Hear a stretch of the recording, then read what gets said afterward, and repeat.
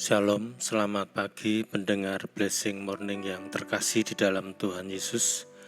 Puji nama Tuhan, pagi hari ini sebelum kita beraktivitas, kita akan bersama-sama merenungkan kebenaran firman Tuhan. Kiranya firman Tuhan pada pagi hari ini boleh memberkati kita semua.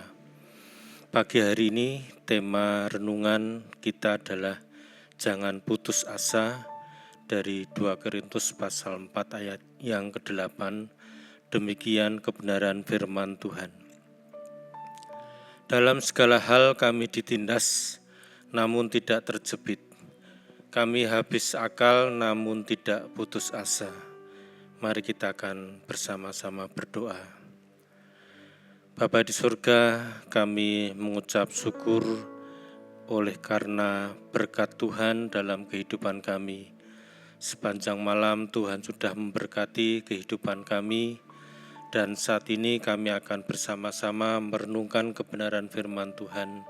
Kiranya Tuhan urapi kami semua, urapi hamba-Mu, urapi setiap pendengar sehingga kami semua boleh mendapatkan berkat-berkat Tuhan.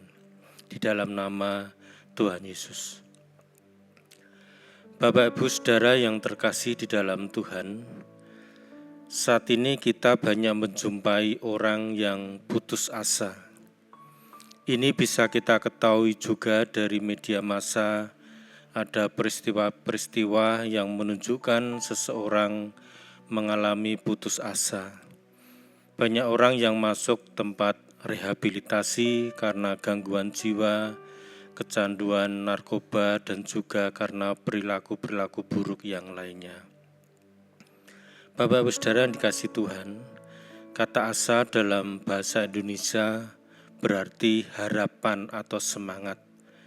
Kata ini sering digunakan dalam konteks keinginan atau keyakinan bahwa suatu hal baik akan terjadi atau bisa terwujud.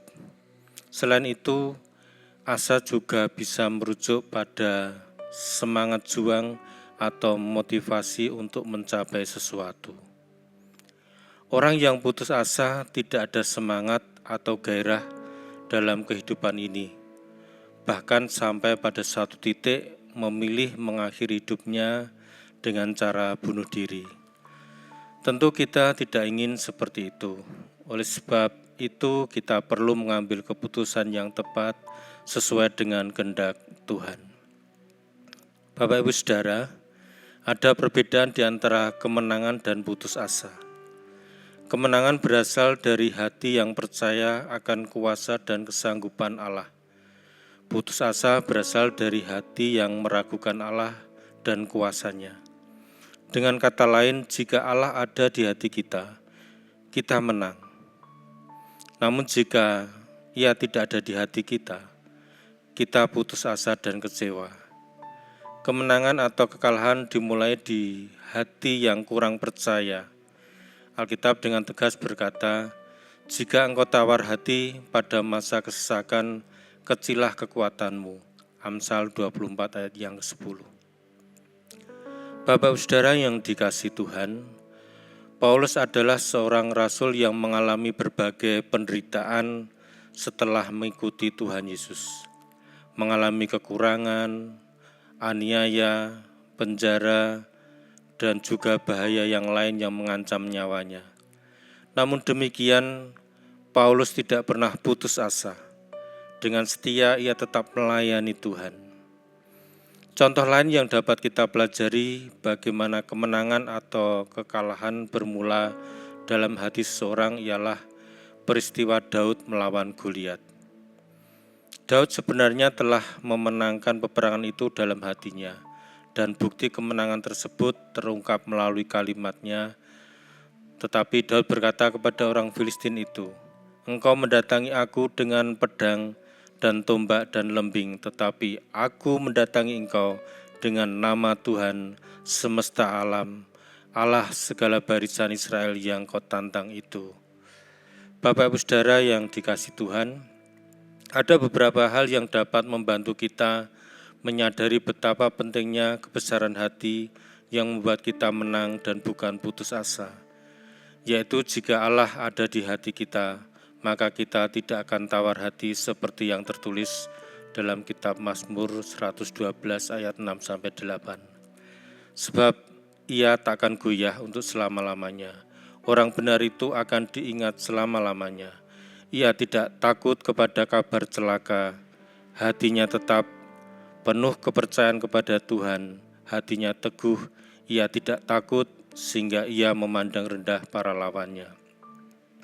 Jika Allah ada di hati, kita tidak takut kabar celaka. Jika Allah ada di hati, kita memiliki hati yang tetap. Jika Allah ada di hati, kita percaya penuh kepada Tuhan.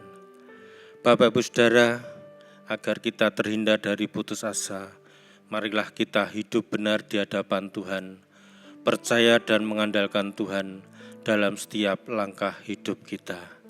Amin. Mari kita akan bersama-sama berdoa. Bapa di surga, kami menyadari bahwa dalam kehidupan ini penuh dengan tantangan dan kesulitan. Sehingga kami melihat banyak orang yang putus asa dalam kehidupan ini. Mereka memilih untuk mengakhiri hidupnya karena putus asa. Saat ini Tuhan, kiranya Engkau memberkati kami yang sudah mendengarkan firman Tuhan ini.